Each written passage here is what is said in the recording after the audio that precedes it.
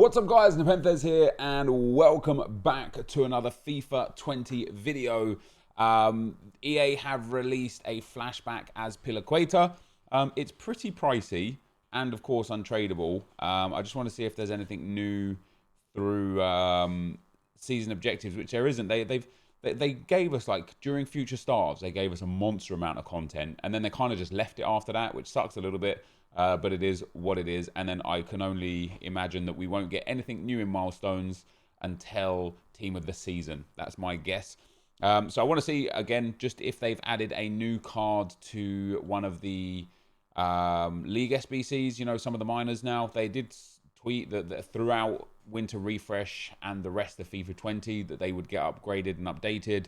I just guess that for EA, that comes down to... whenever they see fit. You know, they're in control on that one. So I've still got these League SBCs kind of waiting around.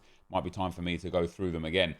Same for you guys. I know they're getting expensive now, but that may be the case. It also would be super nice to get another, like, long-term or, like, non-ending player in the players section. They changed the tab from League SBC to players, and they've since just given us the two. So, you know, much like Icon SBCs was so valuable for a lot of people, it would be nice if we just got even just one every sort of like 3 or 4 days to work towards. I don't think it would be too bad personally. When we look at this Azpilicueta, first of all, with regards to how much he's going to cost, we've got an 84 rated squad with 2 informs and 80 chemistry, which is going to be quite expensive. An 85 rated squad with 1 inform and an 85 rated squad with 1 inform. So EA trying their very best to make informs valuable. I don't think it's going to work. I think they've missed the boat. There's just been too much supply over the last sort of like 6 months to the point where there's now no, there's just too much on the game, basically. And it would be nice if they said Team of the Week or Foot Champs players. Would again give you a reason to play Foot Champs, thinking, hey, even if I get some trash bag 84 or 85 rated card, I could pop them in SBC, negate the cost of the inform and go from there. We're obviously waiting for the upgrades on some of the Road to the Final players as well, and I don't have the price of Azpilicueta in just yet, but there's also marquee matchups available for a Prime Gold Players Pack, which isn't bad during a promo week. Looks like Azpilicueta is going to come in about 200k, and I do have massive issue with that, and I'll kind of explain why. So first of all, I don't think that there's a problem with him being 5'10", right? I think crossing in his game is so bad this year. In fact, forget crossing. Crossing is not bad this year. It's heading that is terrible. Last year, heading was so broken and so overpowered, and in typical EA fashion, they've swung from one end of the pendulum to the other, and they've made it going from super overpowered to just completely useless. You know, I've missed open goals from headers. I've missed headers from like 4 or 5 yards out with like players with, you know, really high heading accuracy and good strength and good jumping, good finishing and all sorts. So the fact that Azpilicueta is 5'10", I don't personally think is a problem, because I don't think it's going to be like somebody coming in with a Team of the Year nominee Bale to try and like power over him like it was last year. 2-star skill moves as a centre back sucks quite a bit. 3-star weak foot isn't bad. Medium work rates is okay as well. Like there's certain areas on the field where work rates really don't matter too much. And the best position where they just don't matter too much is the centre-back role, because they are always set to stay back while attacking, and they only ever come up the field if you initiate the run yourself, or if you set it so that your centre-backs push up with the attack. So even at medium, I don't personally think it's a problem. And then when we look at the in-game stats, there's lots of positives in this card. Really good stamina.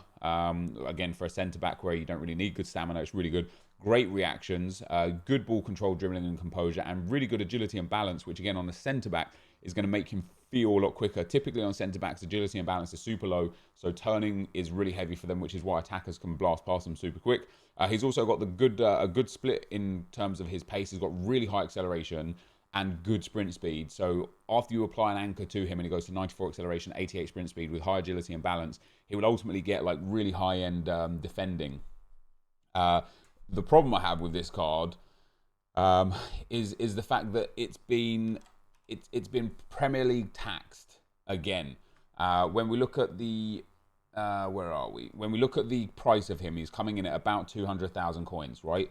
Now you've got to bear in mind that this is an untradeable card in a league where 2 months ago there was almost no quality centre backs, but now there are plenty of quality centre backs. You know, when we look at the centre backs available, if you did David Luiz, he's there. He was quite expensive, but quality, high end. If you did Fabian Schär, he was only 130k, and I think when we did the SBC for him, I said he was worth it then. I still believe he was worth it now. Tomori is quite expensive at 600k, but is high end. Otamendi at 200k for a tradable card that's not too dissimilar from Azpilicueta is quite good. If you did the Joe Gomez card, you obviously don't need another centre back, potentially. Davinson Sanchez, who at the time I thought was overpriced. Probably I was wrong on that one. He would have actually been nice. Nathan Ake at 230 is, again, not too dissimilar to Azpilicueta. Very similar in all of the base stats. Foyth, who I don't think is great for defending, but the rest of his stats, again, aren't too bad. And then, was there one more?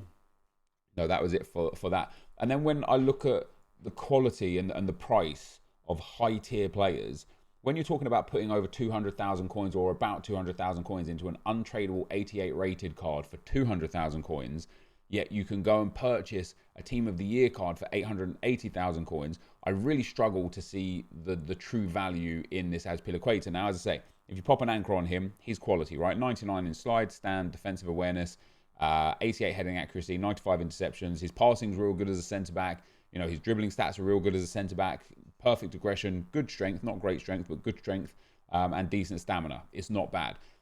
The problem is, as I saw a few people tweet, is that you have players, and this is where the Premier League tax comes in that I don't particularly like. You have players in this game that are just as good, if not better, and considerably cheaper. When we look at Idrissa Gueye, brilliant stats defensively and physical as well. About the same in terms of strength. Much better stamina.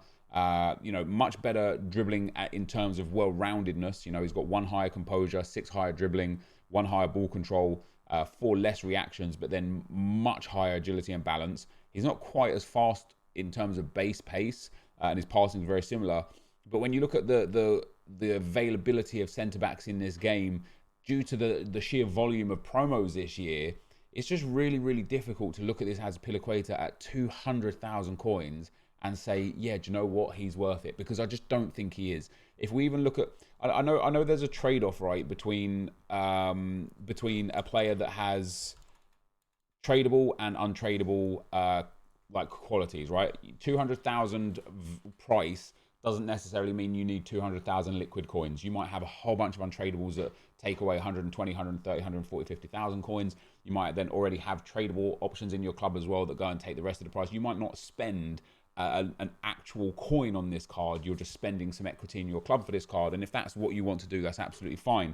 When we look at Mats Hummels, I thought he was brilliant for 150 or so K, and people disagree because of the lack of pace. And I think a lot of people will like this Azpilicueta because the high level of pace that he brings. I think people just focus on pace for centre-backs, which is definitely important because of the pace of attackers. But even when you're looking at someone like Hummels versus someone like Azpilicueta, even Azpilicueta with a shadow is not going to keep up with your Adama Traore, Kent cards. Who else have you got that's got like the Dan James 98 pace card? Like, there's so many subs that people can already bring, or players people can already start with 99 pace, to the point where anything less than 99 pace is not exactly the same, but basically the same, right?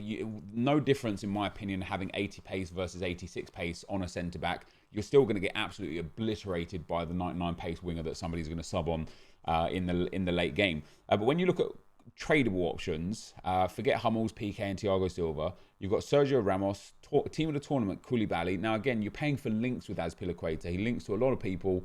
He obviously is Premier League and Spanish, so he's got two really good opportunities there. But even like headliners Thiago Silva at 65k, you've got the Delict one to watch, although again his pace is a little bit low, his dribbling is a little bit low. You can definitely get like the Future Stars Kamara. Now this card again is brilliant, and as a Frenchman, and with how again what I want to what kind of I guess want to let you guys know about is EA have released so many promos this year that it's not like a card like Kamara can no longer fit into a team. It's not like you look at this card now and you're like, well, he's decent, he's probably as good if not better than Azpilicueta, but you can't link him to anyone. It's not the case anymore. There are so many cards out there all over the shop that you can link him to anyone. And in fact, with the sense of Idrissa Gueye, PSG specifically, let alone the French league, PSG specifically have got some absolutely brilliant players that are super cheap that you can link to. So even ignore Thiago Silva because of that pace, because I know pace is an important factor. His stats are good, Thiago Silva, and with an anchor chem style, he is very good. He is just a little bit slow. Even ignore him. What you've got is you can go and get this Marquinhos. Yes, he's a bit more expensive than Azpilicueta, but a live item and tradable. You can get Azpilicueta for 26,000 coins versus 200,000 coins of Azpilicueta. You can get Kere from PSG at 50k and Bernat at 34k. So in terms of just defenders alone, for the price of what you're paying for Azpi, you can buy Bernat, Idrissa and Kere and have about 100,000 coins left over, which is nuts. And for me, just goes to show how bad value it is, especially when you think about how you can link, let's say you took Idrissa and Bernat, how you can link them. You can link them with some of the other midfielders or even attackers that that PSG have. If you have that Di Maria left wing card, you can link him with that card. If you just go and get the Cyprian card from the French League SBC, you can pop him in there and get some at least a soft link good enough to put it up to 10 chemistry. You got the Fatmas Cavani card that you can convert down to a centre mid. You got Icardi that I wouldn't necessarily use, but just from PSG alone, there's plenty of opportunities for you guys to just spend your coins far more wisely. Basically, I would say that this Azpilicueta is grossly overvalued, even if it came down to a 150 mark, because you know fodder, the fodder essentially is absolutely on the floor right now. You know, 84, 85, 86 market is so low, and this Azpilicueta is still up at 205k. So imagine EA release another SBC that pushes those prices up. He's going to go up to 240, 250, 260. For me personally, that's an absolutely absurd price. So I'd be interested to hear what you guys have to think in the comment section down below, whether or not you're going to do him or not as well, and what you're going to use. Are you going to use, let's say you do complete him, are you going to use coins? Are you going to go and do you already have tradable or even untradeable options in your club that you're going to use instead? Are you the kind of person that's playing for all the objective players so that you can go ahead and use those? You know, you going through and getting the milestone players to use those in the SBCs instead that suit you? Let me know in the comment section down below. I'd be very intrigued. But that is going to be the end of the video for now. If you did enjoy it, be sure to leave a like, rating, comment, and subscribe to my channel if you haven't already. But for now, guys, I'm out. Peace.